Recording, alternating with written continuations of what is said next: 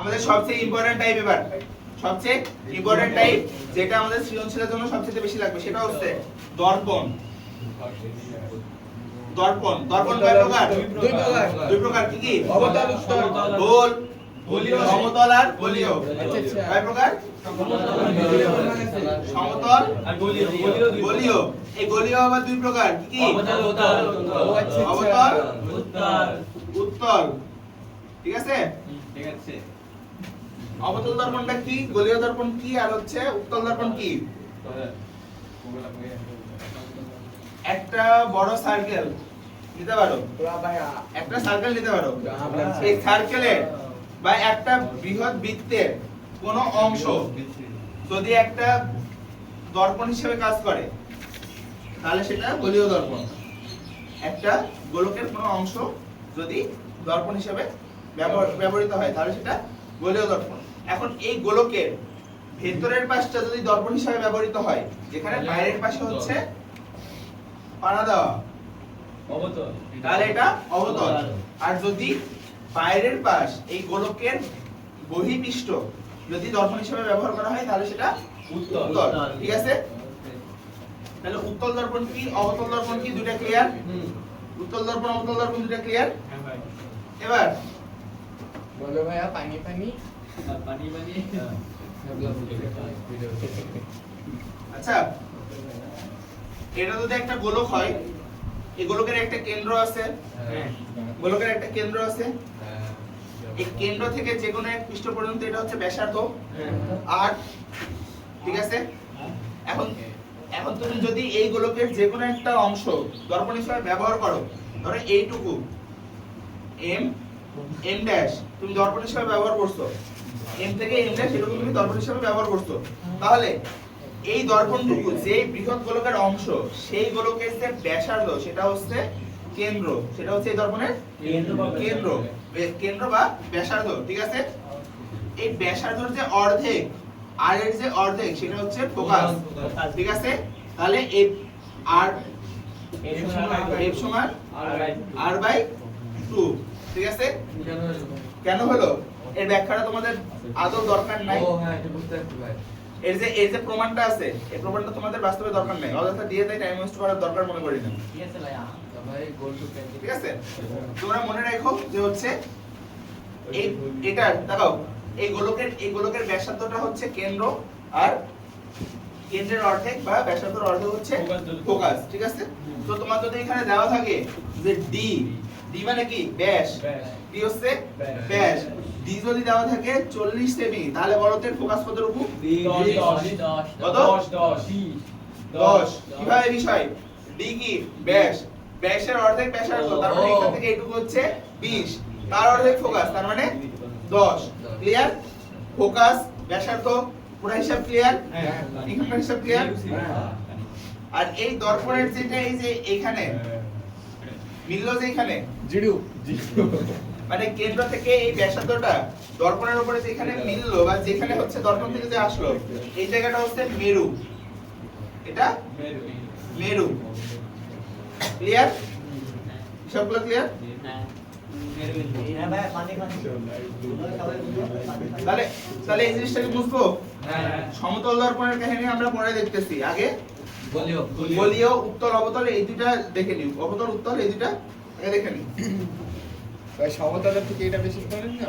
অবশ্যই, সেই জন্য তো সমতল পরে দেখাবো। এবার হচ্ছে আমাদের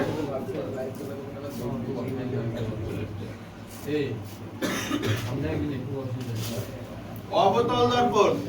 অবতল দর্পণটা কি বলছিলাম, যে গোলীয় দর্পণের ভেতরের অংশটা, ভেতরের পার্টটা যখন ব্যবহৃত হবে দর্পণ হিসেবে তখন সেটা অবতল দর্পণ। ক্লিয়ার?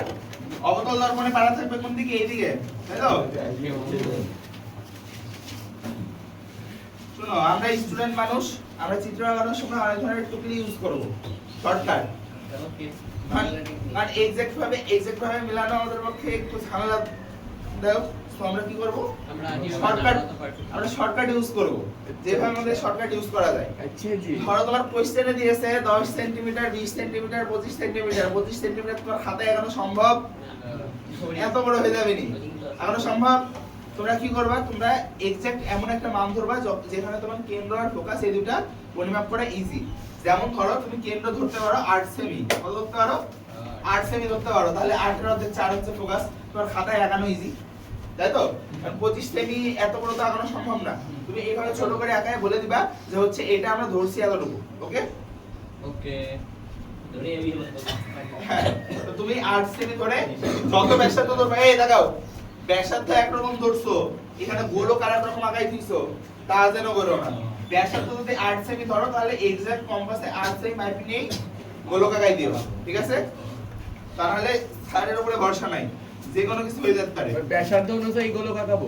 হ্যাঁ, আচ্ছা গোলক তো পুরোপুরি আঁকাবা না, গোলকের অর্ধেক আঁকাবা, ঠিক আছে? এটা আমার এফ, এটা আমার সি, ধরে নিন। দেখা যায়? হ্যাঁ। কারো বড় করে আঁকাবো। দেখা যায় দেখা যায় আমাদের তো পেপার আছে তো চশমা পড়া আছে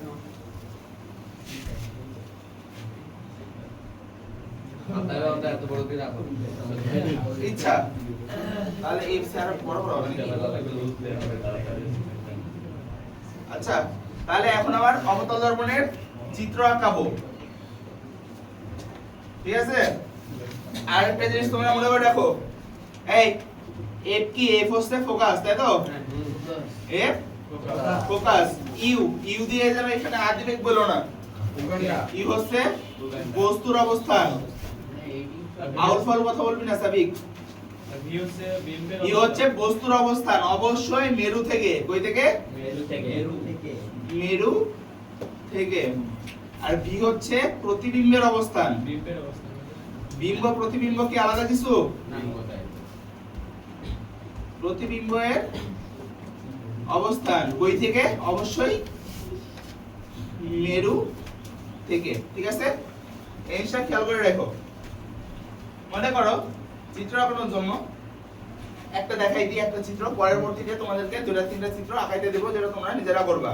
ওকে, অবশ্যই আমি নিয়ম শিখাই দিচ্ছি, নিয়ম অনুসারে জাস্ট আঁকায় যাবা। ওকে, 6টা চিত্র আছে, নিয়মের মধ্যেই হয়ে যাবে। ওকে, ধরো এইখানে একটা বস্তু আছে, এখানে একটা বস্তু আছে, যে কোনো একটা বস্তু নিলাম, এটা হচ্ছে এফ, এটা হচ্ছে সি, বস্তুটা নিলাম মনে করো এবি, বস্তুটার নাম কি? এবি। এবি এবির অবস্থান কোথায় দেখো? কেন্দ্র আর ফোকাসের মাঝখানে। আমি 1 নাম্বার দিয়ে দিই, 1 নাম্বার চিত্র, যখন ইউ যখন সি ও এফ এর মধ্যে, কেন্দ্র ফোকাসের মধ্যে, ঠিক আছে? ইউ মানে কি? বস্তুর অবস্থান, বস্তুর অবস্থান কোন জায়গায়? কেন্দ্র আর ফোকাসের মাঝ, এক্সাক্ট মাঝে না, মানে মধ্যে কোথাও এক জায়গায়, কম বেশি হইতে পারে, এক্সাক্ট মাঝে হবে তা না।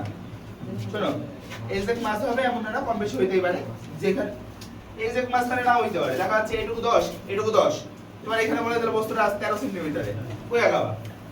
চিত্র অনেকটা সেম করে নিবা, অসুবিধা নাই। দেখাও, এটা চিত্র নাম্বার, এটা কি? চিত্র নাম্বার 1, ঠিক আছে? শোনো, অবতল দর্পণের চিত্র আঁকানোর নিয়ম 3টা। অবতল দর্পণের চিত্র আঁকানোর নিয়ম কয়টা? 3টা নিয়ম। 1 নাম্বার নিয়ম, 1 নাম্বার নিয়ম, আলো যখন সমান্তরালে পড়বে, আলো যখন প্রধান অক্ষের, প্রধান অক্ষ কোনটা? ওসি হচ্ছে প্রধান অক্ষ, ঠিক আছে? ওসি প্রধান অক্ষ, এম এম প্রাইম। আচ্ছা, আলো যখন প্রধান অক্ষের সমান্তরালে পড়বে, এই তাকাও, ঝামেলা না। আলো যখন প্রধান অক্ষের সমান্তরালে দর্পণে পড়বে, অর্থাৎ প্রধান অক্ষের সমান্তরালে দর্পণে পড়লো, তখন প্রতিফলনের পর প্রধান ফোকাস দেয়া যাবে, প্রতিফলনের পর কই দেয়া যাবে? ফোকাস দেয়া যাবে, ঠিক আছে? তাহলে 1 নাম্বার নিয়মটা কি লিখবো? এগুলো উঠাই নাও কিন্তু, ঠিক আছে? ওসি সমান্তরালে, আর আলো যখন প্রধান অক্ষের সমান্তরালে পড়বে,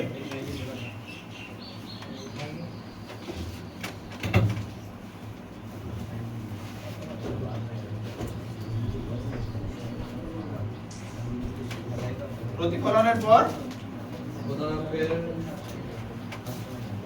আহা, এইখানে লেখা তো ভুল হয়ে গেল রে, চিত্র তো এদিকে চলে আসবে নি।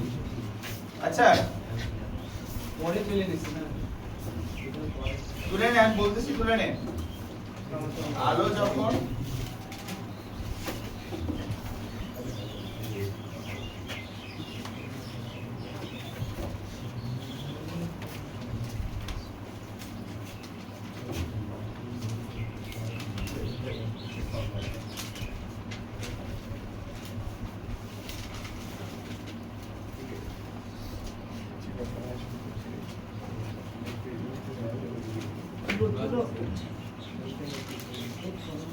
তাহলে খেয়াল করো আলো প্রধান অক্ষের সমান্তরালে পড়লো। এই তোরা সবচেয়ে ক্লোজ আছিস, তোদের কথাবার্তা গুলো সবই রেকর্ড হবে, কি করবো আমি সাইলেন্ট করে দেব। আজকে আমার দিছিস অন্তত এইসব ক্লাসের মধ্যে একটু সিরিয়াস হ। এই জিনিসটা আবার রিভিশন পাবি কোনো জায়গায় সম্ভব? প্রধান অক্ষের সমান্তরালে পড়লে প্রতিফলনের পর ফোকাস দিয়ে যাবে। প্রধান অক্ষের সমান্তরালে পড়লো প্রতিফলিত রশ্মি হচ্ছে এইটা, এগুলা মার্ক করে দিবা। ওকে ডান। 1 নাম্বার নিয়ম ডান। 2 নাম্বার নিয়ম হচ্ছে 1 নাম্বার নিয়মের উল্টা। আলো যখন প্রধান ফোকাস দিয়ে দর্পণে পড়বে, কি প্রধান ফোকাস প্রধান- করবে। প্রধান ফোকাস দিয়ে দর্পণে পড়বে আমি তখন বুঝবো কেমনে কোন দিক দিয়ে পড়ছে? তোমাকে ফেলতে হবে, নিজে ফেলতে হবে। কারণ চিত্র যখন আঁকাইতে হবে, তুমি যখন একটা বস্তুর যখন তুমি মাথা দেখতে যাবা, তখন কিভাবে দেখবা? সেই মাথা থেকে নিঃসন্দেহে আলো পড়া লাগবে, পড়ে প্রতিফলিত হয়ে তোমার চোখে আসা লাগবে, তবে তুমি সেই জিনিসটা দেখতে পাবা। তো এই যে কোনো একটা বিন্দু থেকে দুইটা রশ্মি নেওয়া লাগবে, যে কোনো একটা বিন্দু থেকে দুইটা রশ্মি নেওয়া লাগবে মিনিমাম। সেই দুইটা রশ্মির প্রতিফলিত রশ্মি যেইখানে মিলিত হবে সেইখানে ওই বস্তুর মাথা হবে। ঠিক আছে? তুমি যদি এখানে মাথা না নিয়ে যদি তুমি বুক থেকে আলো ফেলো, তাহলে যেইখানে হবে এই বুক থেকে যদি আলো ফেলো, তাহলে এই বুক থেকে আলোটা প্রতিফলনের পরে যেখানে মিলিত হবে, বুক থেকে তোমার এইখান থেকে যদি দুইটা ফেলো, তাহলে এইখান থেকে তোমার দুইটা আলো ফেলা লাগবে। দুইটা আলো ফেলবা, একটা ফেলবা হচ্ছে সমান্তরাল, একটা ফেলবা ফোকাস দিয়ে।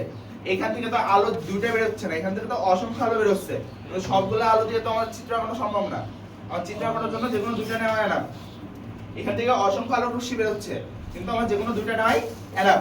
কারণ যেকোনো দুইটা যেখানে মিলবে আমি বলতে পারি যে বাকিগুলো প্রতিফলনের পর সেখানেই মিলবে। ক্লিয়ার?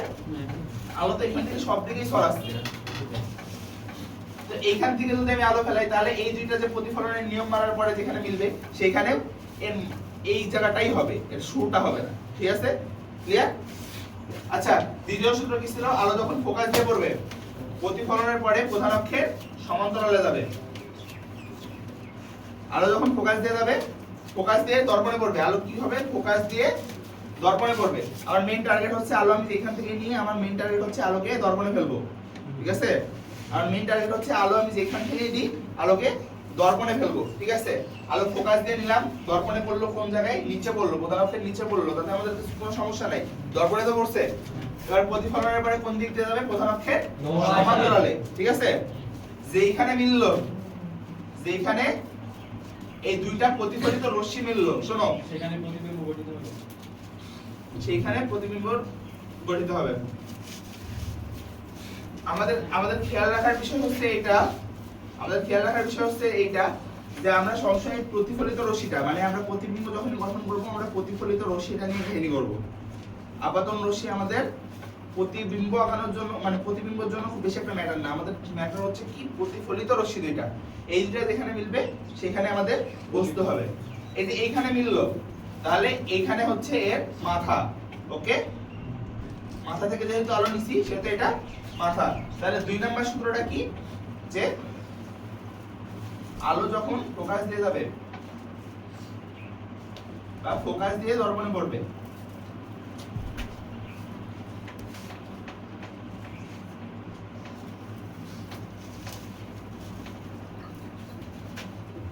তখন প্রতিফলনের পর কোথায় যাবে? রাইট? প্রতিফলনের পর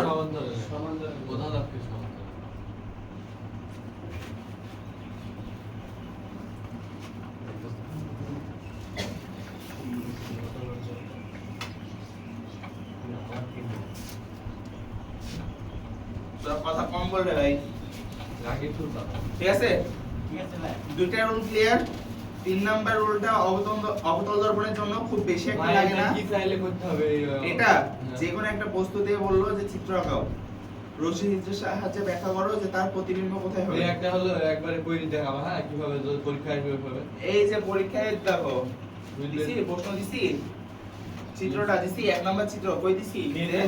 কেন্দ্র ফোকাসের মধ্যে যখন বস্তু থাকবে তখন তোমার এরকম ভাবে একটা প্রশ্ন উঠাই দিল যে ফোকাস এত, দূরত্ব এত, কেন্দ্র এত, যে কোনো একটা বস্তু দিয়ে দিল, দিয়ে বললো যে এই বস্তুটার প্রতিবিম্ব কই হবে, রশ্মি চিত্রের সাহায্যে দেখাও।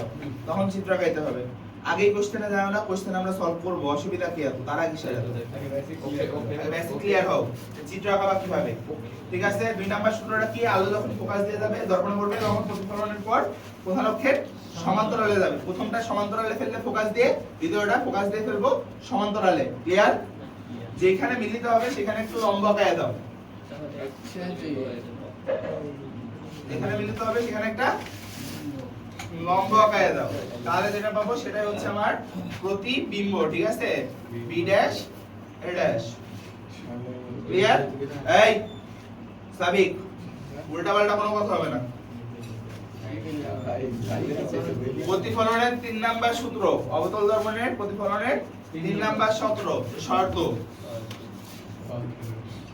আলো যদি কেন্দ্র দিয়ে যায়, কেন্দ্র ভাই কথা তুলছে কিন্তু পরে তুলে নিব।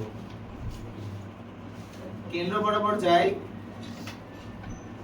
কেন্দ্র বরাবর বলতে ভাই, যেমন এর মাথা থেকে যদি একটা আলো কেন্দ্র বরাবর পড়ে, হ্যাঁ এই বরাবর, হ্যাঁ ধরে নাও যে দর্পণটা আরো বাড়ায় দিছো, ঠিক আছে? এই বরাবর যদি পড়ে তাহলে প্রতিফলনের পর ওই বরাবরই যাবে, অর্থাৎ তার কোনো প্রতিফলন হবে না। বুঝলাম। মানে আলো যদি কেন্দ্র বরাবর যায় তাহলে প্রতিফলন ঘটবে না। আলো প্রতিফলন ঘটবে, কিন্তু প্রতিফলনটা ওই বরাবরই হবে। মানে ওই একই হবে। হ্যাঁ, প্রতিফলনের পর বুঝলাম ভাই। বুঝাচ্ছি, কেন্দ্র দিয়ে যাবে।